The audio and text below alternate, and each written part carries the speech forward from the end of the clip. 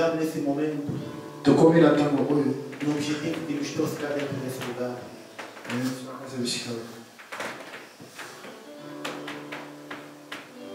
Queremos nesse momento adorar a Deus.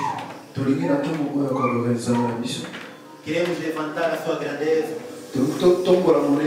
Queremos levantar o seu reino. Quero perguntar como é que tens adorado esse Deus.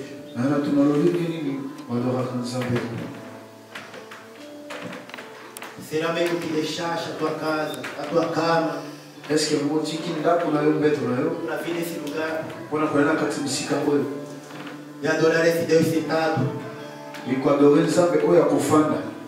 Acho que será algo.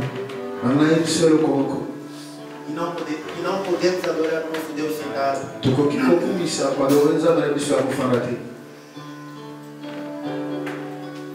Quero que levante o velho para adorar esse Deus. Porque chegou a hora em que os verdadeiros adoradores adorarão o Pai em espírito e em verdade. Contempla a sua grandeza na sua vida.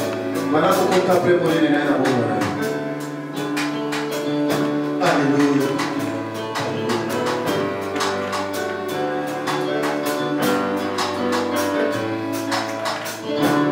Adora mais uma vez.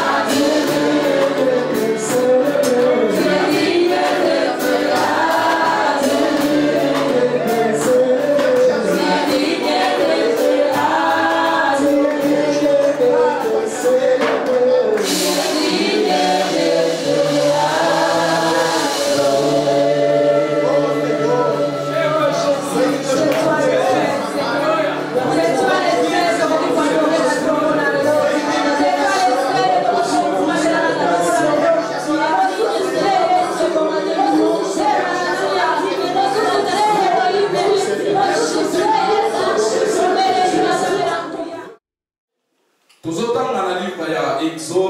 allons lire le livre de l'Exode. Chapitre 3. Amen. Versets 7 à 10.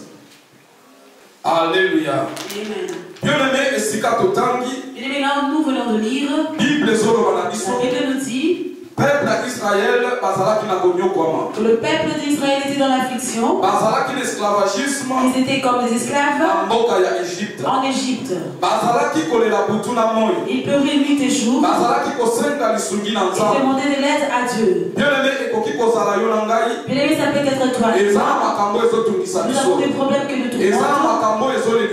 Des choses qui nous font pleurer. Et nous demandons de l'aide qui vient de la part de notre Dieu. Et la Bible nous dit et Dieu envoya Moïse. Il appela Moïse. Il dit Moïse, j'ai vu la douleur que le peuple d'Israël est en train de passer en Égypte. J'ai entendu leurs cris. C'est pourquoi moi les dieux je suis descendu. J'ai été choisi pour aller les faire sortir d'Égypte et les amener dans la terre promise. Les amener dans cette terre où le lait et le miel coulent. Là où il n'y a pas de douleur, là où ils auront la paix. Amen, amen. Amen. Alléluia. Amen. Ce matin, je vais dire à quelqu'un que Dieu entend le pleurs de ses enfants. Tu peux pleurer pendant une année. Tu peux pleurer pendant 10 ans. Et il y aura un jour que Dieu va descendre pour répondre à tes questions. J'ai vu dans ce monde, nous avons mis notre foi sur les gens. Les hommes nous ont promis. Mais à un certain moment, ils étaient à bout. Que je n'ai pas de moyens. J'ai cette envie. Mais je n'ai pas de moyens pour t'aider. Et nous sommes déçus. C'est pourquoi Dieu nous dit malheur à celui qui se confie à l'homme. Amen. Amen, amen. Amen. Bien-aimé, devant la situation là, bien-aimé, devant tes situations, mets ta foi en Dieu. Si tu te lèves le matin, que les choses n'ont pas changé, ne désespère pas. Attends la vie. La journée n'est pas encore terminée. Lorsque nous sommes tous là et que tu ne vois rien, attends 18 heures. Si tu arrives à 18 heures et qu'il n'y a rien n'est arrivé, attends minuit. Avant que la journée se termine, Dieu va te visiter. Dieu va intervenir dans ta vie. Mais Dieu, ton problème peut persister des années et des années. Mais les jours où Dieu te sauvera et il te répondra, tu comprendras que tu as souffert pendant 10 ans. Car c'est un Dieu qui restaure. C'est un Dieu qui recommence ce que tu débris. Il te fait oublier le passé. Amen, amen. Amen. Alléluia. Amen. Et ce matin, notre thème est comment conquérir ton Canaan. Amen. Comment conquérir ton Canaan? Comment tu peux rentrer dans ton Canaan? Si la Bible dit que Dieu a dit à Moïse, fais-les sortir d'Égypte et emmène-les dans la terre promise. Amène-les à Canaan, où il n'y a pas de souffrance, où il n'y a pas de douleur. Je vais dire à quelqu'un, chacun de nous comme nous sommes ici, chacun a sa terre promise. Le Canaan de ta vie, c'est la destinée que Dieu a préparée pour toi. Ce sont les choses que Dieu a préparées pour toi. Je vais dire à quelqu'un, quelle que soit la situation que tu traverses, quels que soient les problèmes que tu traverses, ce n'est pas la fin de toutes choses. La fin de toutes choses, ce sont les bonnes choses que Dieu a préparées pour toi. Lorsque tu traverses la vallée, ne crois pas que c'est la fin de toutes choses. Amen, amen. Amen. C'est, pardon? Il existe la terre promise que Dieu a préparée pour toi. Terre Canaan pour toi. Peut-être ton mariage que tu as besoin.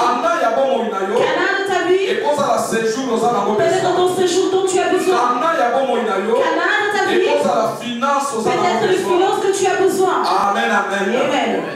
Alléluia. Amen. Comment conquérir ton Canaan? Amen. Amen, amen. Amen. Bien-aimé, Nzambe atindi Moïse. Bien-aimé, Dieu envoya Moïse. Abimisa peuple d'Israël. A faire sortir le peuple d'Israël dans la terre d'Égypte. Et les amener à Canaan. Et je vais dire à quelqu'un que ce matin, je vais être le Moïse de ta vie. Je viens juste te faire sortir de l'Égypte, là où tu es, et t'emmener à Canaan. Amen, amen. Amen. Alléluia. Amen. Mais bien aimé, comprendre. Quelle est la chose que je voudrais que nous comprenions entre promesse et ensemble. Entre la promesse de Dieu et l'accomplissement de la promesse de Dieu, il existe un espace entre les deux. Amen, amen. Amen. Il existe un espace entre les deux. Cet espace, ce vide, nous appelons le temps de l'accomplissement. Lorsque nous lisons dans la Bible, nous allons voir que lorsque Dieu dit promesse, lorsque Dieu donne une prophétie, il dit: je ferai de toi un homme grand. Je ferai de toi un homme grand. Bien-aimé, entre le jour où Dieu dit jusqu'à ce que cela s'accomplisse, les choses que tu vas traverser dans ton chemin, Dieu est silencieux. Dieu ne parle pas pendant ce temps. Dieu dit à Abraham: va-t'en de ton pays. Amen. Va dans le pays où moi Dieu je te montre. Là je ferai de toi un homme grand. Mais lui il n'avait pas dit qu'au travers du chemin que tu vas passer, que tu auras la famine, que tu auras des problèmes. Dieu a gardé silence par rapport à cela. Dis au peuple d'Israël: je vous fais sortir d'Égypte, je vous emmène à Canaan, là où vous aurez la paix, là où il n'y aura pas de souffrance. Mais les choses qu'ils ont traversées pendant ce chemin, Dieu n'avait jamais dit. Dieu pouvait révéler à son serviteur Moïse que Moïse, pendant que vous serez en train de partir, vous allez rencontrer des buts, mais Dieu leur a rien dit. Mais ces choses qui nous tourmentent, c'est les choses que nous rencontrons pendant notre chemin. Tu as la promesse de Dieu. Dieu a parlé à toi. Je ferai de toi un homme grand. Je te donnerai le mariage. Cette terre-là, tu as fait des pierres, tu as apporté. Mais avant que cela s'accomplisse, les choses que tu rencontres, c'est ça qui te fait pleurer. C'est ça qui te tourmente. Amen, amen. Amen. Alléluia. Amen. Alors, bien aimé, le peuple d'Israël, lorsqu'ils sont sortis, avant d'arriver à Canaan, avant d'acquérir leur terre, ils ont rencontré des combats. Ils ont rencontré des villes. Et chaque ville qu'ils ont rencontrée, il y avait une armée là-bas. Amen, amen. Amen. Et bien-aimé, et autrefois, bien-aimé, les villes étaient toutes clôturées. Quand nous sommes en Verse maintenant, toute cette province d'Anvers, qu'elle soit clôturée, en fait, que tu puisses traverser Anvers, il fallait s'identifier. Alors le peuple d'Israël, il ne pouvait pas rentrer à Canaan sans combattre, sans vaincre les villes par lesquelles ils sont traversés. Amen, amen. Amen. Alléluia. Alors ce matin, je vais dire à quelqu'un: avant que tu arrives à ta terre promise et que tu touches ce que Dieu t'a promis, les enfants que Dieu t'a promis, les séjours que Dieu t'a promis, tu vas rencontrer des combats sur ton chemin. Tu vas rencontrer des situations difficiles sur ton chemin. Mais si tu veux arriver à ta terre promise, il faut d'abord vaincre toutes ces villes que tu rencontreras. Toutes ces villes représentent les situations que nous rencontrons. Israël ne pouvait pas arriver à Canaan. Elle ne pouvait pas Cana, s'il n'avait pas vaincu toutes les villes qu'elle avait traversées. Amen, amen. Amen. Alléluia. Amen. Alors, il y avait beaucoup de villes que Israël avait affrontées pour arriver jusqu'à Cana. Mais ce matin, je vais en parler sur deux. Car on n'a pas beaucoup de temps. Amen. Amen, amen. Nous allons lire Josué chapitre 6, verset 1 à 5. Amen, amen. Amen. À la maison, nous allons continuer la lecture. Bien aimé, je dis que le peuple d'Israël, au travers du chemin, ils ont rencontré des villes. Ils ne pouvaient pas arriver à Cana sans vaincre ces villes. Et parmi ces villes qu'ils ont rencontrées, il y avait Jéricho. Bien aimé, la Bible nous dit que Jéricho était fermée. Elle était barricadée. Cela veut dire qu'elle était bien clôturée et qu'il y avait des militaires qui veillaient sur elle. La Bible nous dit que personne ne pouvait pas sortir et personne ne pouvait rentrer. Le peuple d'Israël, ils sont arrivés devant Jéricho. Leur objectif, c'était Cana. Mais ils ne pouvaient pas arriver à Cana sans vaincre Jéricho. Mais la Bible nous dit que Jéricho était clôturé. Amen, amen. Amen. Cela veut dire c'était une situation qui leur arrivait. C'était pas facile. C'était difficile. C'est comme toi et moi. Nous avons des promesses de Dieu. Nous avons des choses que Dieu nous a promis. Mais il y a des situations que nous rencontrons. Des situations qui sont très difficiles, qui nous font pleurer, qui nous tourmentent. Mais ce matin, je vais dire à quelqu'un, lorsqu'ils sont arrivés devant Jéricho, la Bible nous dit, Dieu dit à Josué, amen, amen. Amen. Josué n'a pas peur. Le roi de ce pays de Jéricho et ses soldats, je vais les livrer entre tes mains. Quelle promesse. Quelle promesse. Quelle assurance. Quelle assurance. Amen, amen. Amen. Pendant que Josué ne savait pas comment combattre ce combat. Comment conquérir Jéricho. Mais Dieu lui dit, Josué n'aie pas peur. Je t'accorderai Jéricho, le roi de Jéricho et ses troupeaux entre tes saintes mains. Et Josué était dans l'assurance. Je vais dire à quelqu'un, si tu as la promesse de Dieu, il y a des choses que Dieu t'a dit, attache-toi à elle. Car Dieu ne ment pas, car il est derrière sa parole pour l'accomplir. Devant tes situations, rappelle-toi des promesses de Dieu. Quelles sont les promesses que Dieu t'a dit? Accroche-toi à elle.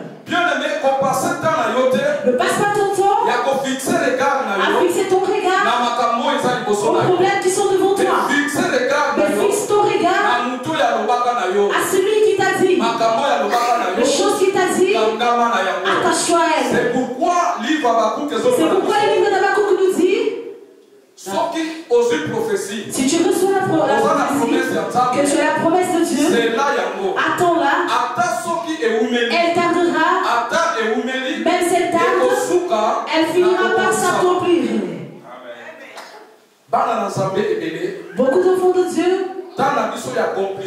le temps de l'accomplissement des choses que Dieu nous a promis, ça dure très longtemps parce que nous perdons la patience, parce que nous avons oublié les promesses de Dieu.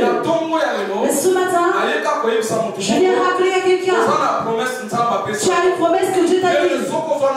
Si tu n'as jamais reçu la prophétie, si tu n'as jamais eu des visions, ouvre la parole de Dieu et tu rencontreras une promesse de Dieu qui s'est liée à ta vie. et attache-toi à elle. Même si la situation devient difficile, attache-toi à la promesse de Dieu. Amen, amen. Amen. Dieu dit à Josué, tournez pendant 6 jours. Tournez la ville de Jéricho. Dieu n'a pas dit prier. Il n'a pas dit demander à moi Dieu, je ferai quelque chose. Mais Dieu dit tournez les murs de Jéricho pendant 6 jours. La ville de Jéricho. Amen, amen. Amen. Et la Bible nous dit que Dieu a créé le monde pendant 6 jours. Amen, amen. Amen. 7e jour, au 7e jour, c'était le jour du repos. Dieu voulait dire quoi à Josué et au peuple d'Israël? Les choses dont vous avez besoin, vous pouvez avoir facilement. Vous ne pouvez pas l'avoir facilement. Il faudra payer. Il faudra un sacrifice. Rôdez pendant 6 jours. Tournez cette ville pendant 6 jours. Amen. Il y a des enfants de Dieu. Vous voulez que votre manne tombe du ciel. Amen. C'est fini le temps de la manne. La promesse que Dieu t'a donnée, pour que celle-ci puisse s'accomplir, tu as aussi ta part de responsabilité. Il faut payer les prix. Les enfants de Dieu, nous ne voulons pas payer les prix. Nous voulons passer notre temps à gêner et prier. Ce n'est pas mauvais de gêner, de prier. Il y a d'autres choses que tu n'as pas besoin de prier. Tu as juste besoin de payer les prix, de se sanctifier. Amen, amen. Amen. Tournez 6 jours. Tournez pendant 6 jours la ville de Jéricho. Bien aimé, il faut se comprendre tout dans théologien. Mais maintenant, il faut demander aux théologiens d'écrire la grandeur de cette ville. Peut-être que tu crois que c'est une petite ville. Jéricho, c'est une grande ville. Chaque jour, pendant 6 jours, il fallait tourner tout autour de cette ville. Ce n'était pas facile. Bien aimé, dans ta vie, accepte de payer les prix. Accepte de faire des sacrifices. Si tu croises ta main et que tu attends que tu fasses, tu vas dire que Dieu c'est un menteur. Tu vas dire que c'est un menteur. Tu vas risquer de dire que les serviteurs de Dieu ce sont des faux prophètes. Mais le pasteur m'avait dit que Dieu lui avait dit qu'il va faire de moi ceci. Mais pour moi cela ne s'accomplit pas. Il y a des choses que tu dois faire. Amen, amen. Amen. La Bible nous dit au 7e jour, le peuple d'Israël il devait tourner 7 fois. Suivez-moi bien. Pendant 6 jours, au cours de 6 jours, chaque jour, Israël devait faire le tour de la ville de Jéricho. Une fois. Pendant 6 jours. Mais au 7e jour, Israël devait tourner 7 fois. Amen, amen. Amen. Alléluia. Amen. Oh, bien-aimé. Le chiffre 7. Chiffre de la perfection. C'est le chiffre de la perfection. Amen, amen. Amen. Et ça, synonyme, il y a perfection. C'est les synonymes de la perfection. Et puis il y a repos. Et puis du repos. Dieu voulait dire au peuple d'Israël, il faudra vous sanctifier. Amen, amen. Amen. Moi, Dieu, je ne veux pas combattre en votre faveur. Je ne veux pas vous donner la victoire devant Jésus. Si vous ne vous perfectionnez pas, si vous ne vous sanctifiez pas, nous avons de Dieu nous avons besoin de la bénédiction de Dieu. Nous avons besoin que Dieu bénisse. Mais nous ne voulons pas nous sanctifier. Amen, amen. Amen. Alléluia. Amen. Tu voudrais que Dieu fasse quelque chose pour toi. D'abord, sanctifie-toi. Comme je viens de dire, il y a beaucoup de choses que Dieu veut faire pour nous. Mais nous n'avons même pas besoin de prier. Tu n'as même pas besoin de gêner. Amen, amen. Amen. Juste le fait que tu te sanctifies, et tu reçois la faveur de Dieu. Ésaïe 59, la Bible nous dit, la main de Dieu n'est pas pour te bénir, ses oreilles ne sont pas sourdes pour entendre tes prières.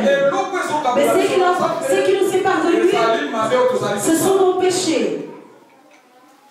Maintenant, on commence à t'examiner. Quel est le mal que tu as attaché? Malgré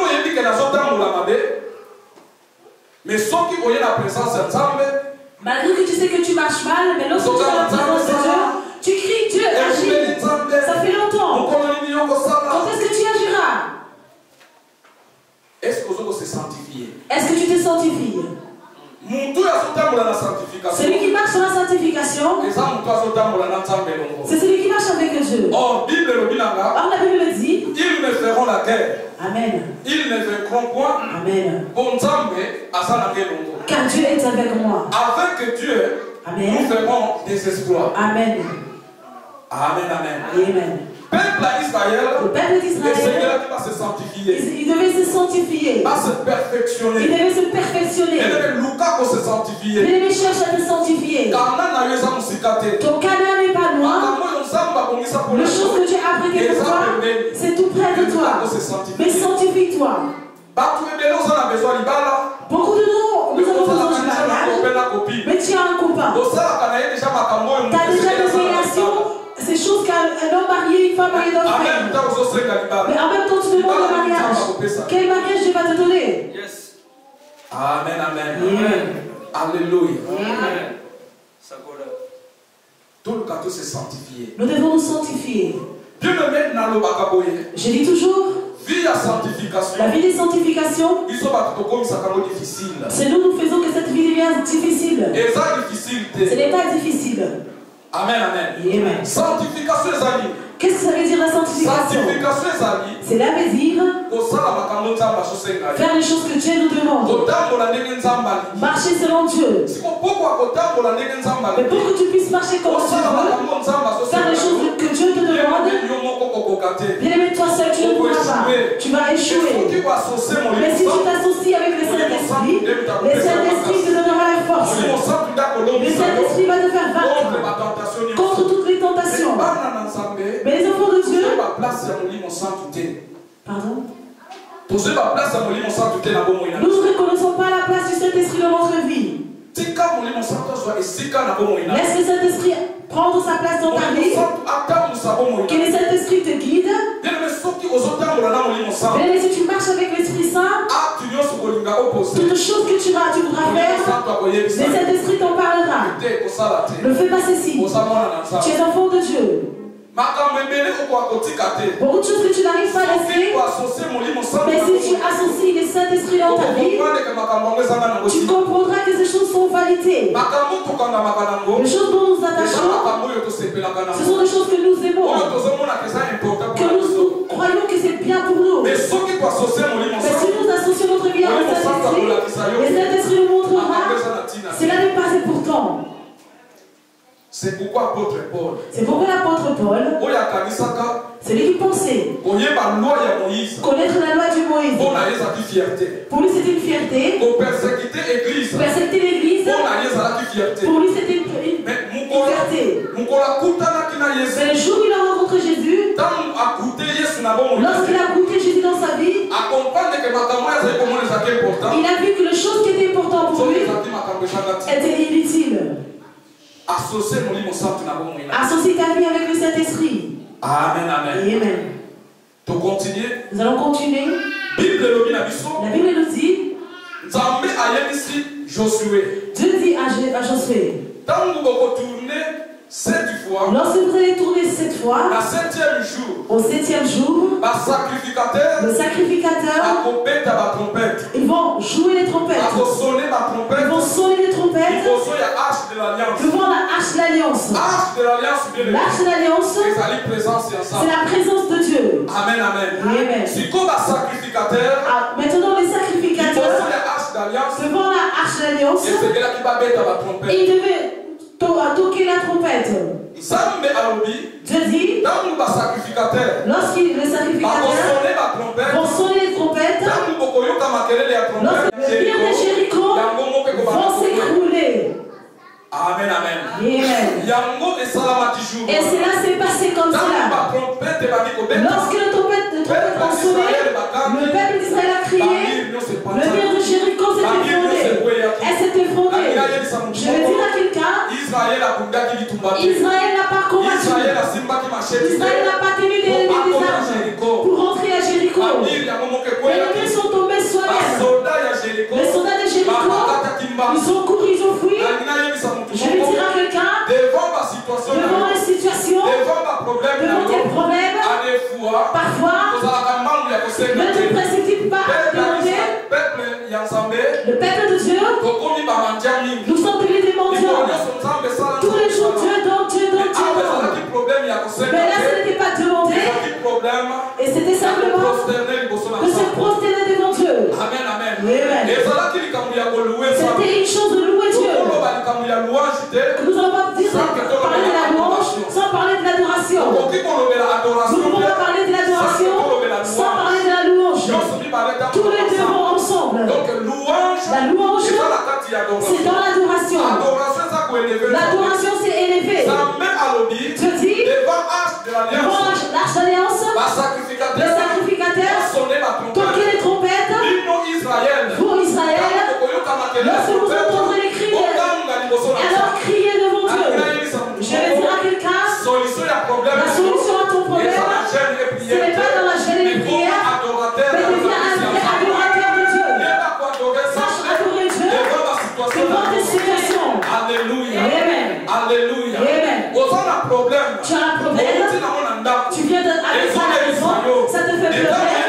Mais lorsque tu viens dans la présence de Dieu, tu prends ton problème, tu compares à Dieu, tu comprends que Dieu est puissant, que Dieu est au-dessus de toutes choses, qu'il a solution à toutes choses, et tu t'agenouilles, et tu élèves son nom. Et les murs de Jéricho vont tomber au travers de la louange et l'adoration. Amen, amen. Amen. Alléluia. Amen. Non, je dis à quelqu'un, je n'enseigne pas les enfants de Dieu de ne pas gêner et de ne pas prier. Mais chaque chose a son temps. Il y a les moments de prier, il y a les moments de gêner. Beaucoup d'enfants de Dieu, tu es dans le bus, tu vois le bus en train d'aller vers l'accident, tu fermes tes yeux, tu dis Seigneur aide. Mais tu vas tapoter contre la chaise. L'action est déjà devant toi. Ton problème est déjà là. Tu n'as plus le temps de prier.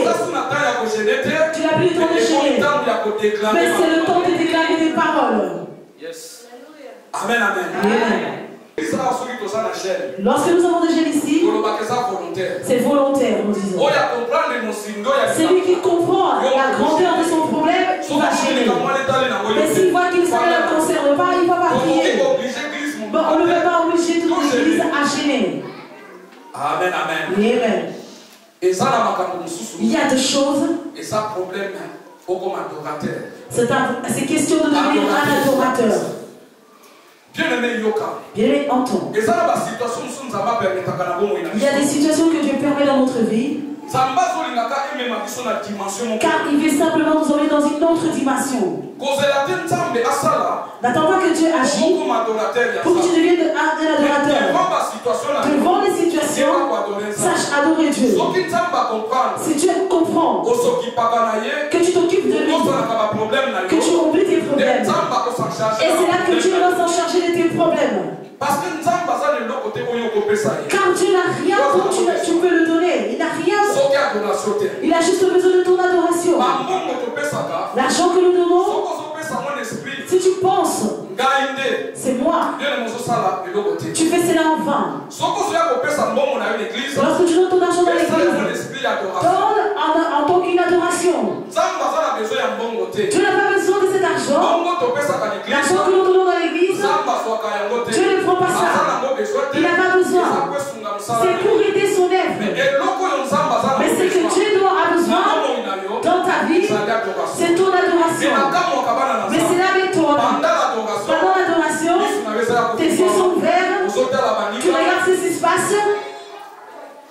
Est-ce que tu manques de mots pour dire à Dieu? Regarde la grandeur de ce Dieu. Les choses que Dieu fait pour toi. Est-ce que tu veux manquer des sujets? Tu vois cette chose qui te tourmente, qui te fait pleurer. Tu penses que c'est très difficile. Mais rentre en toi. Une année passée, 5 ans passés, tu vas te rendre compte que tu avais aussi un autre problème qui était difficile. Mais Dieu t'apporte la solution. Tu ne peux pas l'adorer à cause de choses qu'il a déjà fait dans ta vie. Tu entends simplement qu'il fait aujourd'hui pour que tu sois un adorateur. Amen, amen. Amen. Alléluia. Amen. Bien-aimé peuple d'Israël, ils ont vaincu Jéricho au travers de la louange et de l'adoration. Lorsqu'ils ont traversé Jéricho, ils sont approchés encore un peu plus. Ils ont rencontré une autre ville. Ils ne pouvaient pas traverser sans vaincre cette ville. On va lire pour nous Josué chapitre 7. Le livre de Josué chapitre 7. Verset 2 qui nous a 11. Alléluia. Bien-aimé peuple d'Israël, ils ont vaincu Jéricho. Jéricho qui était une grande ville. Jéricho qui était barricadée. Qui était toute fermée. Le peuple d'Israël a conquis au travers de la louange et de l'adoration. Lorsqu'ils sont encore avancés un peu, ils ont rencontré une autre ville.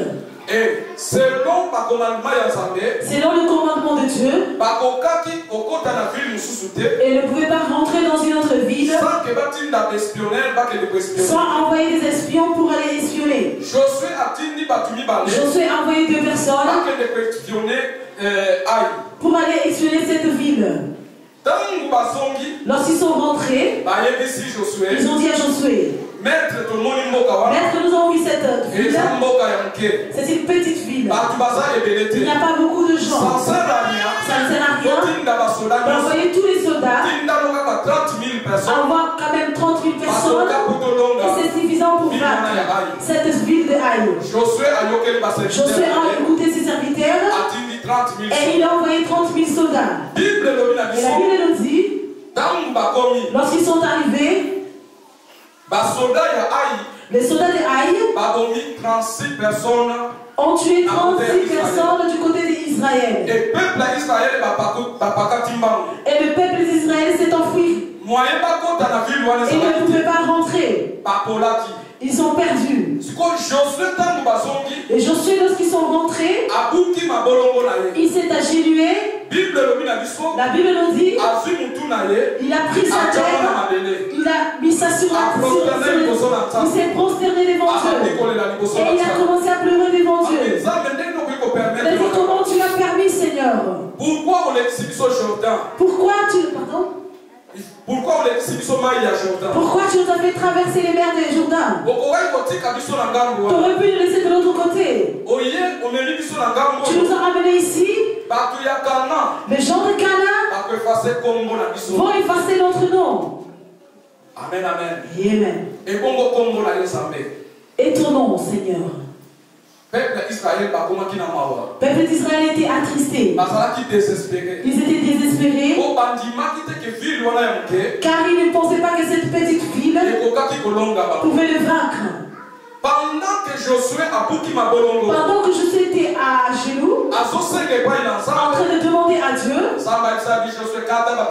Dieu lui dit: arrête. Arrête de passer ton temps. Lève-toi. Josué s'est levé. Dieu dit à Josué: vous avez perdu car Israël a péché. Il a commis le péché. À la maison, nous devons continuer la lecture. Nous devons lire tous les chapitres. Le chapitre 7. Ainsi nous allons comprendre. C'était quoi le problème? Dieu a dit: quand vous allez, pendant ce chemin, ce parcours, ne touchez pas les choses des autres. Ne touchez pas les choses des autres. Pendant qu'ils étaient en train de parcourir, souffrir. Akad a pris quelque chose il est parti enterrer cette chose. Et c'était la raison pour laquelle le peuple d'Israël a perdu ce combat. Amen, amen. Amen. Alléluia. Amen. Je vais dire à quelqu'un. Devant la situation, ne te précipite pas à prendre des décisions. Cherche à avoir les directives de Dieu. Josué, avant de rentrer à Jéricho, il a entendu parler de Dieu. Dieu lui dit, il faudra faire ceci et cela. Mais lorsqu'il est arrivé à la ville d'Aï, il devait aussi demander à Dieu, Seigneur, qu'est-ce que nous devons faire? Mais il s'était confié à ses espions. C'est pourquoi ils ont perdu. Amen, amen. Amen. Il y a beaucoup de gens devant des situations difficiles, nous agissons selon ce que nous voyons. Il y a certains problèmes dans nos vies. Ce n'est pas pour te détruire. C'est une opportunité que tu permets pour t'amener dans un autre niveau, pour t'amener quelque part. Mais les décisions que tu prends, cela t'empêche et te fait tourner en rond. Demande à Dieu devant toutes les situations. Seigneur, devant cette situation, qu'est-ce que tu dis, Seieur?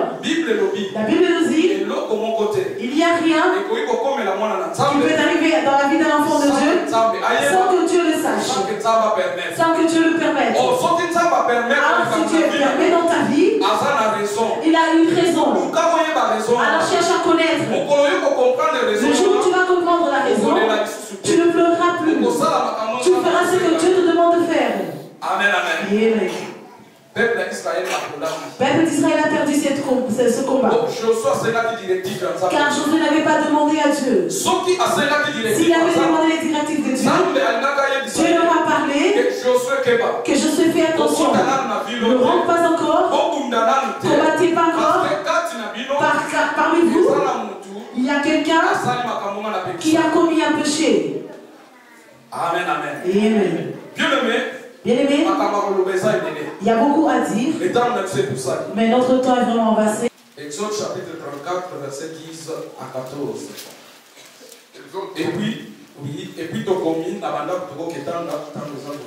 Et puis à la maison, nous pouvons lire. Livre des Juges, chapitre 2, Amen. Verset 1 à 3. Amen. Alléluia. Amen. Dieu dit à Josué que lorsque vous allez arriver à Canaan, moi Dieu, je fais une alliance avec vous. Je ferai des miracles que ton peuple n'a jamais vu, des choses qu'ils n'ont jamais expérimentées. Je vais dire à quelqu'un, il existe des miracles que tu n'as jamais vécu dans ta vie, que Dieu réserve pour toi. Amen. Amen, amen. Amen. Il dit à Josué que quand vous partez dans cette terre de Canaan, lorsque vous allez arriver, moi Dieu, je chasserai ce genre de Canaan. Tout ce peuple de Canaan, je vais chasser. Vous allez renverser leurs hôtels. Vous allez détruire tous les idoles. Tout ce qui est idole, vous allez détruire. Amen, amen. Amen. Dans le livre des Juges, dans le chapitre que je viens de donner, qu'est-ce qui est arrivé? Lorsqu'Israël est arrivé dans la terre de Canaan, au lieu de détruire tous les idoles, chasser tous ces peuples qui étaient là-dedans, ils se sont adaptés avec ce peuple. Et Dieu se fâcha. Et donc, comme vous avez désobéi à mon alliance, je ne chasserai pas ce peuple. Vous serez ensemble. Mais sachez que leurs dieux sont devenus vos pièges.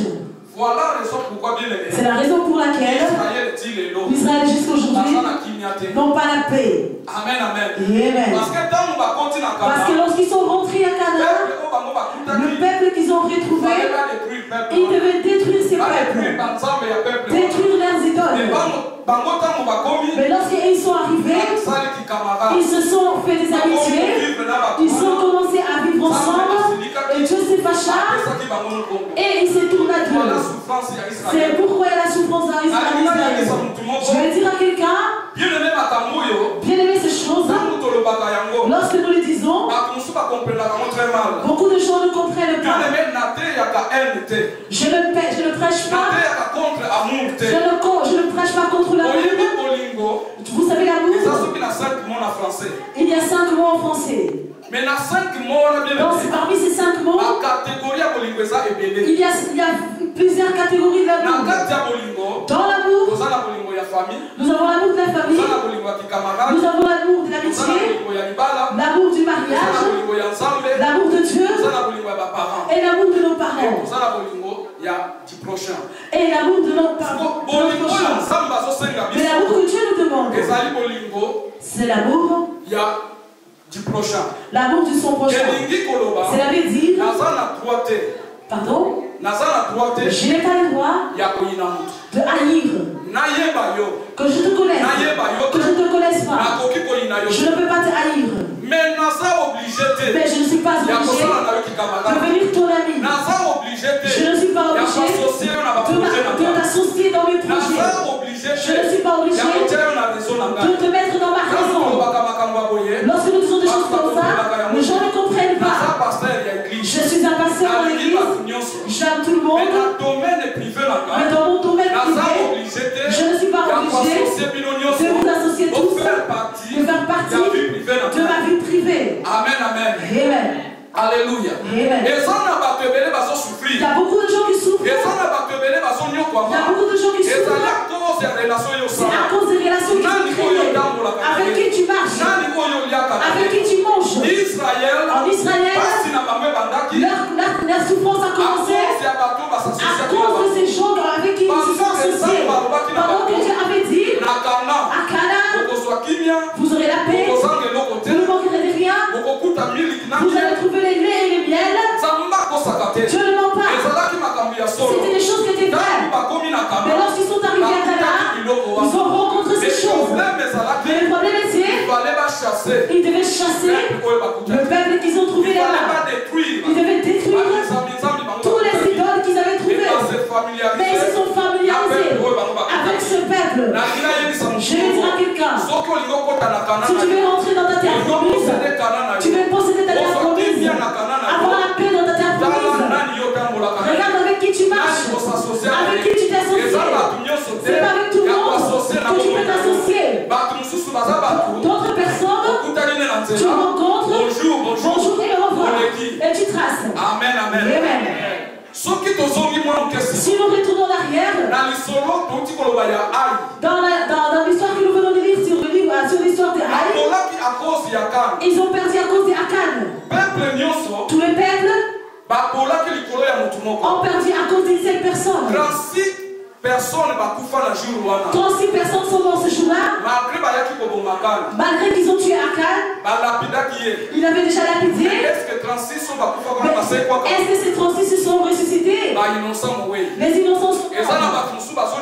Il y a d'autres personnes qui souffrent. Tu es innocent. Le problème n'est pas toi, mais c'est celui qui est près de toi, celui avec qui tu marches, celui qui tu appelles ton meilleur ami.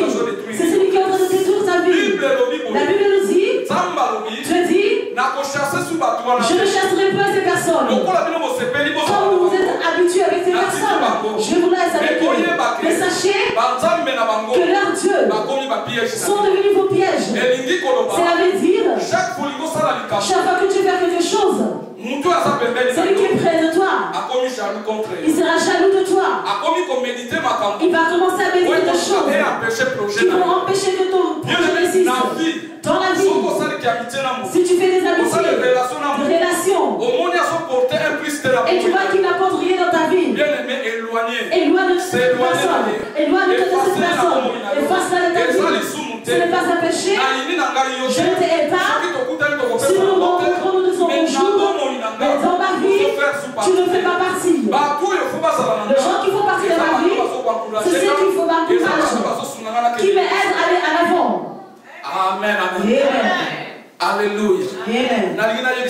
Je vais dire à quelqu'un. Ta terre promise que Dieu t'a promis. Les promesses que Dieu a dit pour toi sont vraies. Bien-aimé, regarde. Même dans le mariage. C'est pourquoi lorsque tu veux t'engager dans des mariages, ne t'engage pas par des sentiments. Ce n'est pas mauvais d'avoir des critères extérieurs. Mais je veux qu'il soit beau, qu'il soit grand. Ce n'est pas mauvais. Mais ne t'arrête pas cela. Cherche à savoir son intérieur. Est-ce qu'il va te porter du bonheur? Ce mari que tu cherches, c'est très bien. Je veux que ma femme, qu'elle soit claire, qu'elle soit ceci, qu'elle soit miss. C'est très bien. Ne t'arrête pas cela. Cherche à connaître son intérieur. Est-ce qu'il va t'apporter du bonheur dans le mariage? Dans le mariage où on rentre, on ne sort pas. Mais si tu te maries avec une sorcière, sache que toute ta vie, tu pleureras. Si tu viens chez moi, le pasteur, prie à Dieu, qu'il te montre si c'est vraiment mon mari. Je te dirai lorsque tu m'avais choisi, tu m'avais demandé. Amen, amen. Alléluia. Je ne sais pas quoi. Je te dirai, c'est ta charge. C'est ta charge.